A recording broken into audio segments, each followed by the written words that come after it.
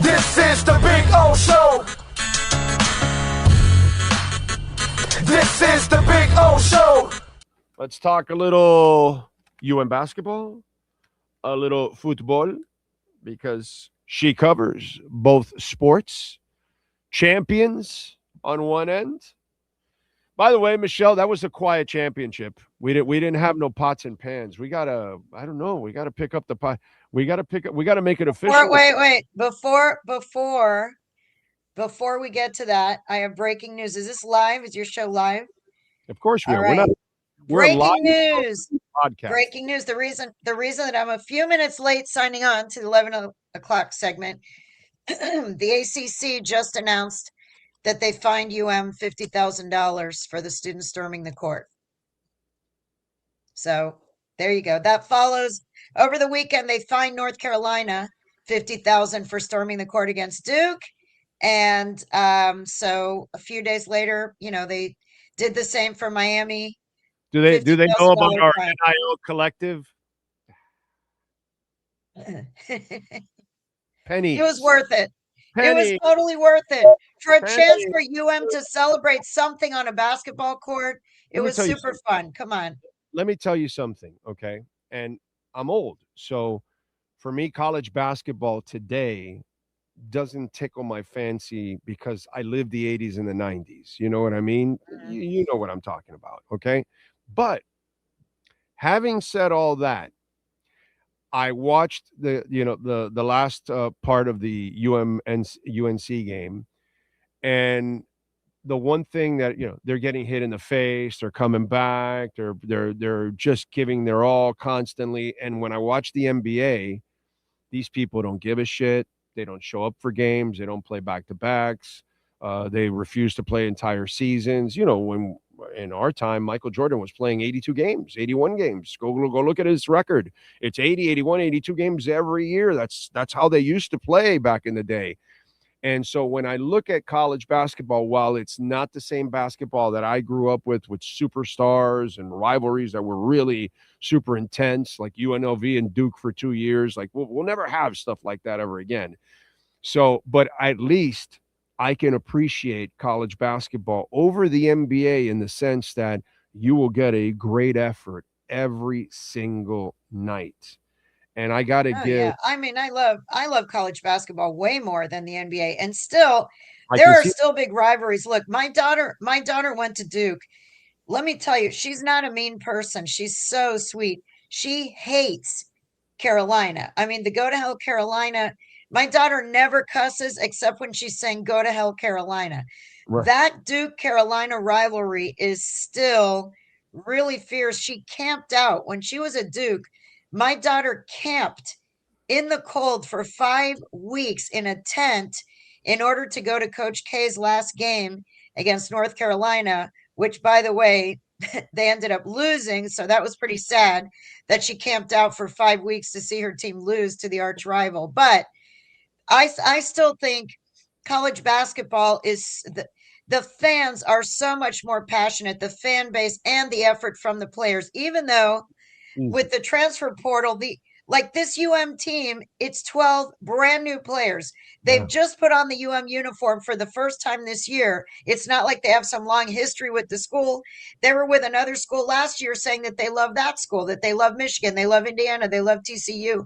All of a sudden now they love they love the U. Last year they loved Michigan and Indiana and TCU and whatever. But I don't like all that. But having said all that, I still think the game itself and the effort and just how much it means to the players and the fans it's not even close to me with the NBA. It's not even close. No, it's not even close. And that's the one thing. And March Madness, is there anything better in American sport than March Madness? I mean, come on, the one and done. I love it that a 16 seed, a 15 seed, some little school you've never heard of in your life is all of a sudden on national TV playing against the Blue Bloods. I mean, I think March Madness is the best thing in U.S. sports. Yeah. No, March Madness is fun. There's no doubt. It's always been a fun tournament to watch. There's no doubt. But I will give that to college basketball, that watching the NBA now it's unwatchable. Actually, it is. It's really it's not a fun game to watch. And then on top of all of that, then you don't even know when your stars are going to play. And that's just disgusting and disgraceful because people are paying a lot of money to go see these stars, and then they just decide that they don't want to play on a back to back because they're tired, or this is the third game in the fourth night or something. And so, yeah, no, I got to save myself for what? Give me a break. So it's kind of disturbing. Now, on the flip side, how does Jai Lucas completely turn an entire Jay program? Lucas, Jay Lucas, I'm Jay. sorry, Jay Lucas. How does he turn an entire program around in just months? Because that's what That he. guy, it's unbelievable. I am here to declare on February 12th, 2026 at 11:14 a.m. that we are seeing the beginning of a fantastic coaching career for Jay Lucas. I've been around this business for 40 years, and I've been telling this to my husband, to my daughter, anybody that I'm around who wants to talk about basketball, that this guy is the real deal. I mean, he just turned 37. They hired him at 36 last year, youngest coach in the ACC. He had only been an assistant. This is his first head Yeah, coaching job. His first head coaching job. He's just turned 37 years old. What he's done with this team, not only the recruiting, he had a plan. From the first time I met him, I did a long interview with him, and he said that he had a very specific plan about how he was going to do this. And let's not forget that the amazing, Jim Larinaga took him to the Final Four in 2023, which was an incredible feat to take a team to the Final Four. Unbelievable, historic. Who knows if it'll happen again? But after that, you know, 8 of those players left, which was really sad. It broke Coach L's heart. 4 days after that Final Four, he tells the story. 4 days after that Final Four, you've just won a Final freaking Four, yeah, University of Miami. 4 days later, he has a meeting with his team. 8 players tell him that they plan to leave to enter the portal. He yeah, was devastated, okay? As an old school coach who he coached those guys up. Those were not all McDonald's All-Americans, whatever. These are guys that he put together. He coached them, leads this group to the Final Four. They look like such a cohesive, wonderful unit. And all of a sudden, they all just flee for money, okay? Because NIL, transfer portal, there's money out there. There was more money than was willing to spend on basketball at that time. And guess what? Bye-bye. They all left. So the next 2 years were dreadful, sad, dreadful for Coach L to retire in the middle of a season and basically just say, forget it, I'm done in the middle of a season. It was so, so sad. And then Bill Courtney, may he rest in peace, he just died of a heart attack at age 57 a few months ago. He takes over the program for the last part of last year, and it was just horrible. They finished in last place in the ACC, 7 wins total, 3 wins in the ACC after going to the Final Four 2 years before. So this is what Jay Lucas walks into, okay? He recruited an entirely new team, 12 new not even one player, not one holdover. 12 new players from all over the place and a whole new coaching staff. Now, when I met with him, and it's his first head coaching job, he said that his plan was, as far as recruiting, he believes in big. He believes in size at all the positions, even though he's this big. He is the tiniest little coach, okay? He's so little. He looks like a ball boy out there. Anyway, little team manager. He said that he really believes that the way the college game is right now, that you need positional size. He didn't want little point guards. He want positional size.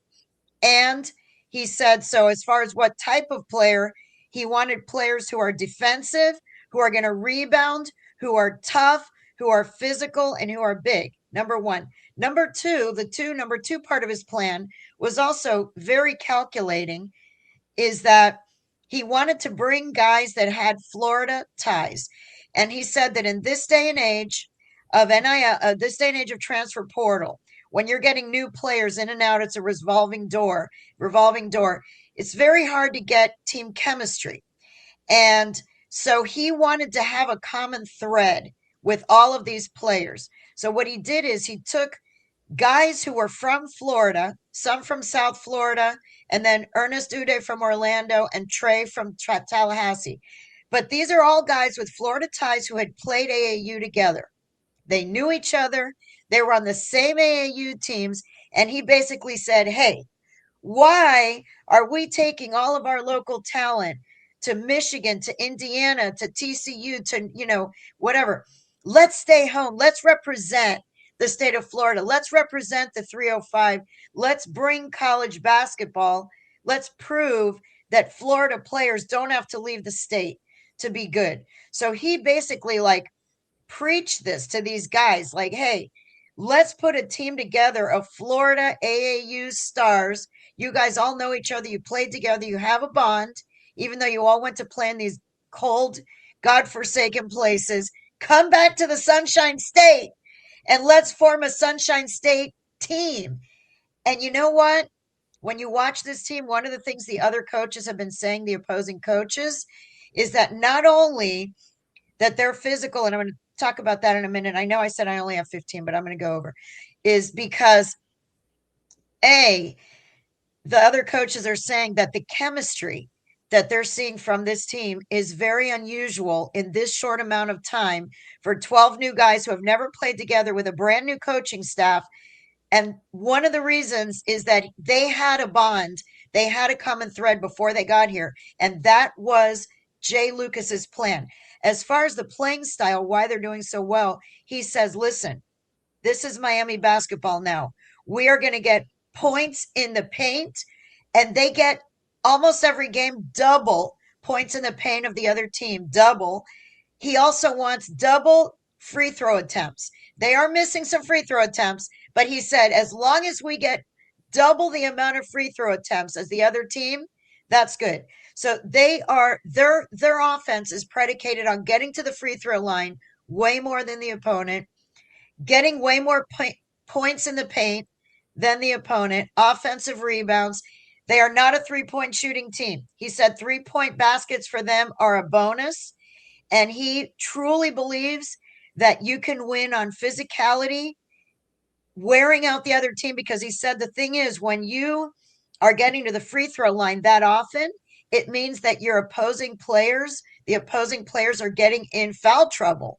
And when they get in foul trouble, they're going to play more careful, and they're going to not be as aggressive as they are if they're not in foul trouble. So he has a very specific style that he wanted this team to be. This is not a three-point shooting team. This is not some kind of great shooting team. This is a team that wins on physicality, on getting the other team in foul trouble, on getting to the free throw line, getting offensive rebounds, getting points in the paint.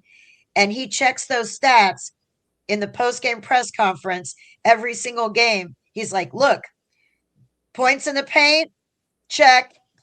Getting to the free throw line, double to the opponent, check. I mean, he goes through and he said that what he was most proud of, he said, after the North Carolina win, which was a huge win for them, he said the number 11 team in the country coming off a win over Duke, for Miami to beat them.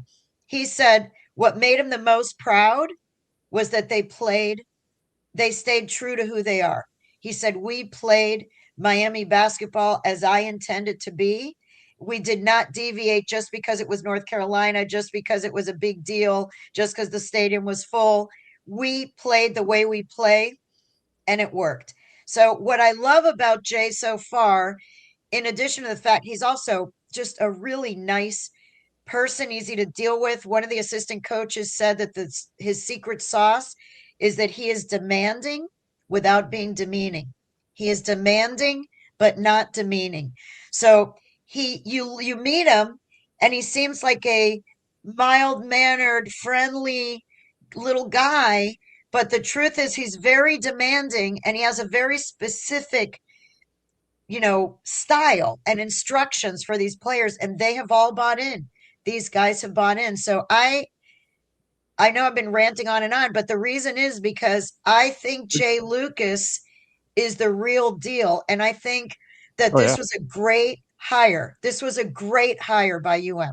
Yeah, no, I mean, again, he turned the entire program around in months, not a year, not Yes, 2 years, in months. The guy had months. nothing, and now, and by the way, if they take care of business against NC State on Saturday, I would imagine we're going to get a ranked UM team also when Yeah. it's all done next week, Yeah, right? if they beat NC State on the road and that would be their 20th win. They have 19 wins. They Yeah. had 7 wins last year. They have 19 wins already with 6 games to go. And no, I mean, what I would be worried about if I'm UM is that some other big school is going to try to take him away. Because this guy, they better compensate, because I'm telling you, I've been around sports writing a long time. I've seen a lot of coaches come and go in college basketball and in different sports. There's something about Jay Lucas and what he's done in less than a year and months, as you say, that he knows what he's doing. The guy knows what he is doing. His dad is John Lucas. He grew up with basketball from the time he was born. And then he was an assistant under some of the best coaches in the country. And he came here from Duke. And, the And, guy is the unlike guy the is good. unlike the Miami Heat front office right now, he is well adjusted to the way the system is run in college basketball right now. And he knew exactly what he needed to compete in a very difficult conference. And for him to go find those targets like that, that's impressive. The question that you may need to answer now, since you just said they need to keep him and pay him and all that, has the NIL on that end. We know that they're willing to do whatever it takes in football. Has that kind of green light gone over to basketball? If it has, then you should have no problem keeping, Jay Lucas here. Yeah, I think I would say, I don't know if it's a green light. I would say it's a yellow light right now. I can tell you that the basketball team is probably getting close to double NIL money than it did when Jim was here. And that, you have to say, Jim Larinaga was trying to compete with not as big of a pocket, not as big of a checkbook Yeah. as Jay Lucas has. Okay. So in defense of the previous staff, the school was not spending as much on NIL. And also, Coach L was more old school, and he didn't really, when he heard that a school was offering $1 million or whatever to North Shadow, he kind of thought that was crazy, to be honest. He was not buying in. He was not buying into paying college athletes $1 million a year. He was not really fully on board with that. And Jay Lucas is a young guy who says, hey, this is how it is. The game has changed. And this is not, Jim Larinaga is a legend and will always be a legend. But the way he won was by bringing in guys who were not McDonald's All-Americans and coaching them up and forming a bond. And he had a very specific, system that he wanted them to all buy into, and thought of the day and life lesson of the day and all this kind of thing. Okay. Nowadays, show me the money. And Jay Lucas knows that that's how it is. And he is not only willing to coach under these conditions, but he's embracing it. And Coach L did not embrace it. He tried to do it the best he could. But I know, I'm an older person too. It's not what he thought college basketball should be. And Right. so that was always an issue, that the game was changing, not the sport on the court, but the sport in general. College athletics Yeah. was changing under his nose, and he didn't like it. He did not like the changes, and that affected his ability to be as effective as he was before. And I think Jay comes in as a young guy who knows no different. This is how it's been for the last several years when he was out there on the recruiting trail, and he was at schools that did have money to get these guys. And so, it just seemed like it was the right time. I hate to say it because I'm a huge Coach L fan, but if he wasn't going to fully embrace the way it is now, then it was time to bring in somebody new who does embrace it. And Jay Lucas seems to be a great hire so far. All right. Before I let you go, I got to ask you about Messi. No, we got to talk about soccer. Yes. Yeah, got the what is it? Muscle strain in the left hammy. They've got the opener on the 21st. So A week away. yeah, what's the Not what's the good. Not yeah, good. Not yeah. good. Yesterday, we showed up at practice and Messi wasn't there. And we were like, uh-oh, Messi's not there. The team was supposed to be flying to Puerto Rico right now as we speak. They were going to fly to Puerto Rico this morning for the final preseason game against an Ecuadorian team tomorrow.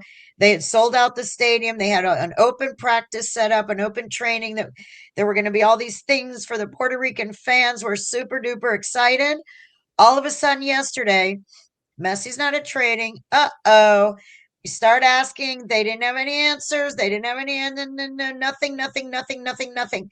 At 5 o'clock in the afternoon, the club announces that Messi is injured. He has a strained left hamstring that happened during the last game, which there was a little clue at the game in Ecuador. He came out after 57 minutes, which is earlier than he had come out in the previous two games. That is not a good sign with Messi. Messi loves to play as long as possible. And even if they were building him up to 90, they wouldn't take him out earlier than he came out in the previous game. He had cleared a ball. He did this big clearance where his leg went like way up. After that, you could almost see a little something. And he went off the field almost immediately, 57th minute. And he talked to Mascherano on the sideline. As he came off, they had a little conversation. So there was a little clue that maybe something had happened there. Then he doesn't show up at practice. So they announced that he's injured and he's out indefinitely until he heals. And a hamstring, as you know, a hamstring can be tricky.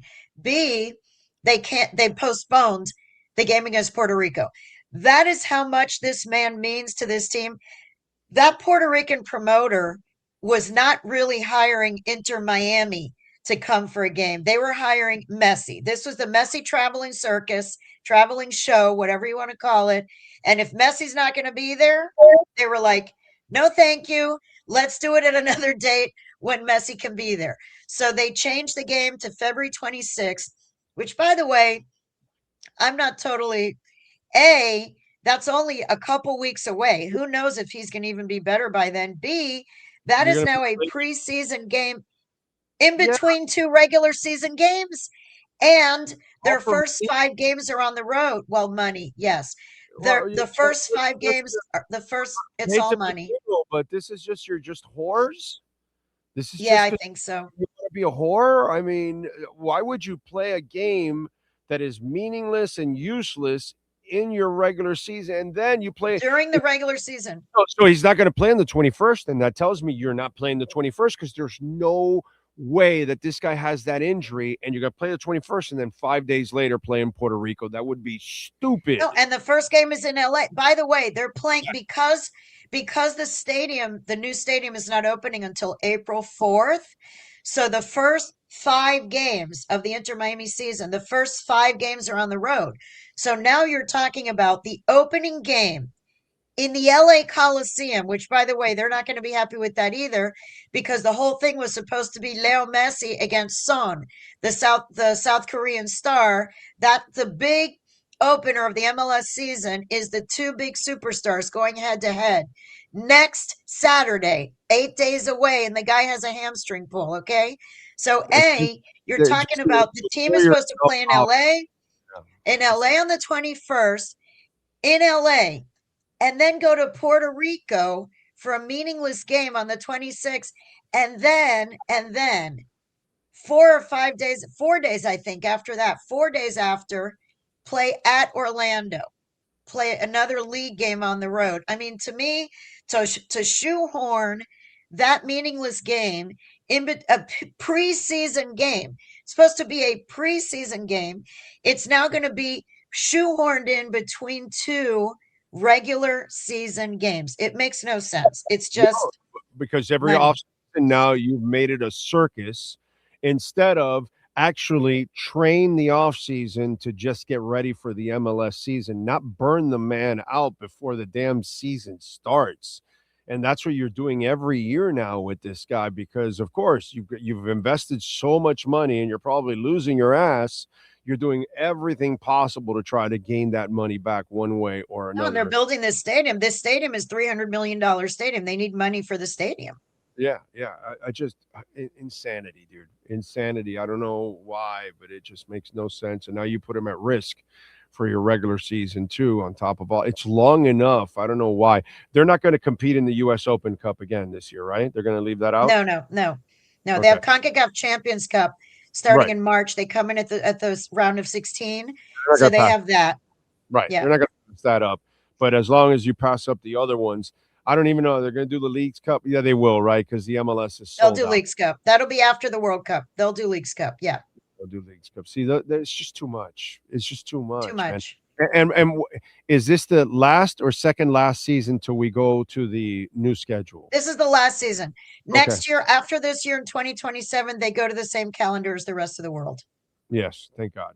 All right, that's good. Yeah. I know it'll be tough for them going up against the NFL. They're going to have to be very creative. They're going to have to create some kind of Wednesday night games or something. Or But they already do. You know what? This season goes till December 5th. They're still in the months of September, October, November. They're still going up against the NFL already. No, I know, but they're going to have to create like something big on an off night of the NFL. Make it like try to see if they can own that night or something, Right. To try to build up a soccer night during that time. It's going to be hard, but it's better for them that they're going on the regular schedule for everybody else. This off schedule stuff has been crazy for the whole franchise overall. Yeah, and absolutely. All right, well, what are you working on at the Herald so folks can check you out before we let you go? Oh my God! Well, it's just now. I mean, is this team is this a tournament team? A team that came from last place. Is this a tournament team? And then InterMiami starting next week, and then World Cup. I'm starting to do World Cup stuff. I'm starting to do which teams are going to be based here. So far, it's Curacao. Curacao is going to be in Boca Raton, and I am almost, I would say 99% positive that Portugal with Cristiano Ronaldo is going to be in South Florida, based in South Florida. So, they have the big game against Colombia here, but also I think their base camp is also going to be in South Florida. So be looking for me for World Cup preview stuff. How? The ladies will love that. They'll be going everywhere, wherever Cristiano is. Yes. Yes. So I have a lot going on with basketball, the college basketball, and InterMiami starting next week, the new stadium opening April 4th, and then the World Cup around the corner. All right. Awesome. Great stuff. Follow her on Twitter at Kauf Sports and catch her exceptional work there at the Miami Herald. Thank you, as always, Michelle. You're awesome. All right. Take care. Thanks for having me. Thank you. There you go. The great Michelle Kaufman from the Miami Herald talking a little UM basketball, red hot, and InterMiami.